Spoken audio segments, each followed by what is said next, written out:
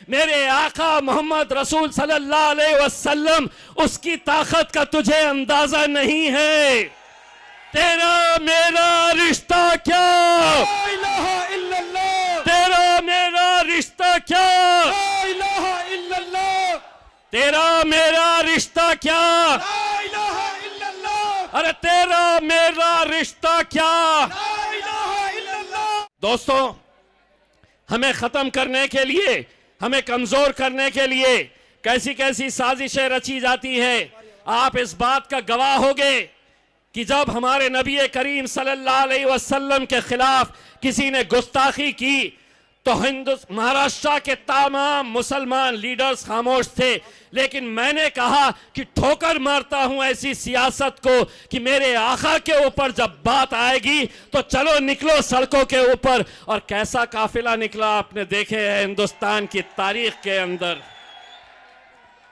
मुझसे हुकूमत ने, शिवसेना की, भाजपा की हुकूमत ने पुलिस के जरिए एक पैगाम पहुंचाया और उन्होंने कहा कि हम तुम्हें मुंबई तक आने नहीं देंगे। हमसे कहा गया कि तुम्हें कुछ किलोमीटर के बाद ही रोक दिया जाएगा। मैंने उनको एक जवाब दिया कि तेरी ताकत का अंदाजा मुझे है कि तू कितनी ताकत लगा सकता है। अरे लेकिन जिसके नाम के ऊपर हम निकल रहे हैं, मेरे आका मोहम्मद रसूल सल्लल्लाहु अलैहि वसल्लम, उसकी ताकत का तुझे अंदाजा नहीं है। और अल्हम्दुलिल्लाह मुझसे कहा गया ना निकलो। मैंने कहा हिम्मत है तो रोक के बता।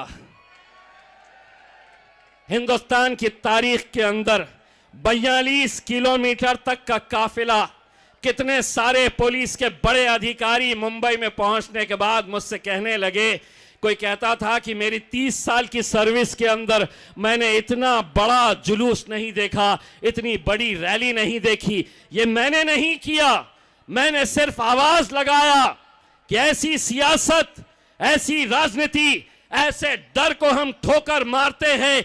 अगर हमारे आका के नाम के ऊपर अगर इम्तियाज जलील की जान भी चली जाए तो मैं अपने आप को फख्र महसूस करूंगा।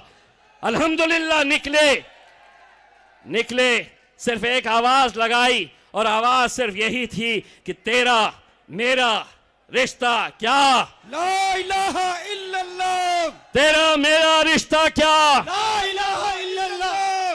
क्यों पीछे वालों का नहीं है क्या? जो कुर्सी पे बैठे हुए हैं, आपका हमारा उनका रिश्ता नहीं है क्या?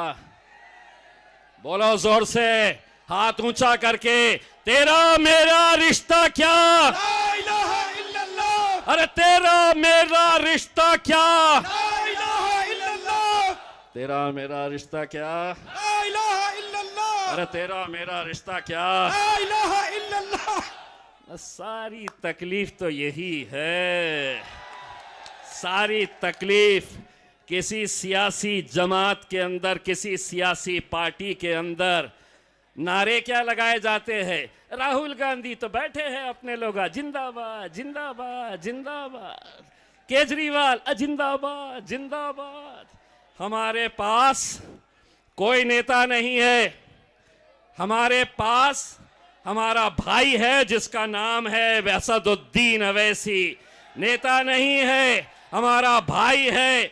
और हम आज अल्हम्दुलिल्लाह इतनी हिम्मत रखते हैं कि दिल्ली की सरजमीन के ऊपर आकर हम ये नारा दे सकते हैं जो कोई और नहीं दे सकता, तेरा मेरा रिश्ता क्या, ला इलाहा इल्लल्लाह, तेरा मेरा रिश्ता क्या।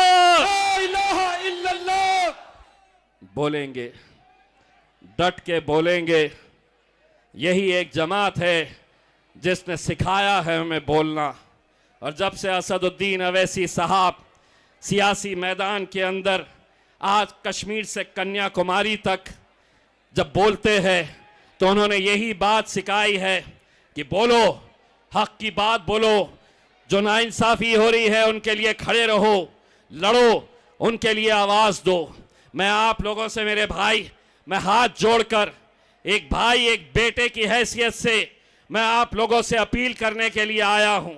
इस बार हमारा सर शर्मिंदगी से झुकने मत देना। बहुत हिम्मत करके हमने ये फैसले लिए हैं। बहुत इल्ज़ाम हम पे ऊपर लगाए जाएंगे, बहुत बातें हमसे कही जाएगी। ये इलेक्शन मेरे भाई, ये इलेक्शन महर ताहिर हुसैन का नहीं है, शादाब का नहीं है, उनकी बेटी का नहीं है। आप तसव्वुर करिए मेरे भाई, कैसे 5-5 साल बिना किसी जुर्म के साबित हुए जेलों के अंदर बंद है। आज कम से कम अगर ये जीत कर आ जाते हैं तो अगली बार जब ऐसा कोई मामला आएगा तो पुलिस खुद कहेगी, सरकार खुद कहेगी, अमित शाह और नरेंद्र मोदी खुद कहेंगे कि इनको बाहर करो, इनको जेलों में मत डालो। अगर जेल में डाले तो ये एमएलए बनकर बाहर निकलते हैं। समझो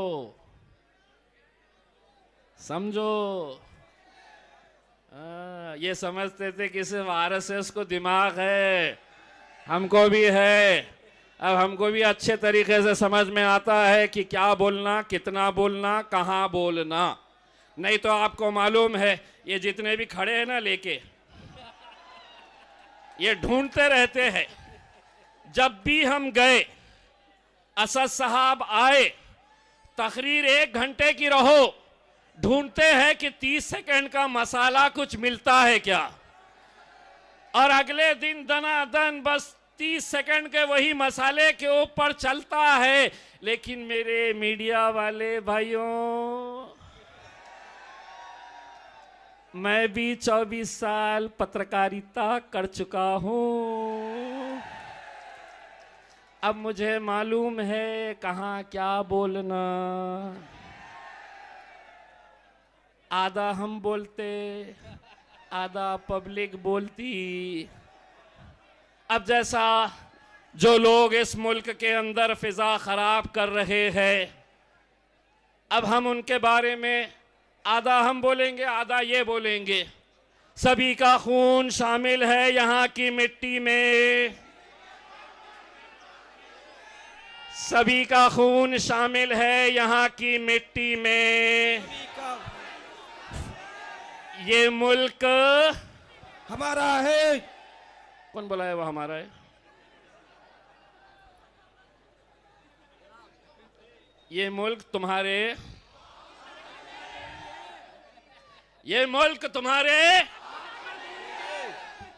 ये मुल्क तुम्हारे बाप का नहीं है। बाप की जागीर नहीं है, बाप की जागीर। अब ये केस मेरे पे बना सकते क्या? नहीं बना सकते। आधा अपुण बोले, आधा ये बोले, तो इनके हाथ में क्या लगा? इसको क्या बोलते? बाबा जी का लो, ना केस ना कुछ। हमको समझ में आ गया। अब हम इशारों में भी बात कर लेते हैं तो लोग समझ जाते हैं। हम अगर खामोश खड़े खड़े ऐसा यूं भी देख लिए तो लोगों को मालूम पड़ जाता है कि अब ये पतंग के ऊपर मोहर लगाना है करके। थोड़ी सी जमीन हिलती हुई नजर आ रही है।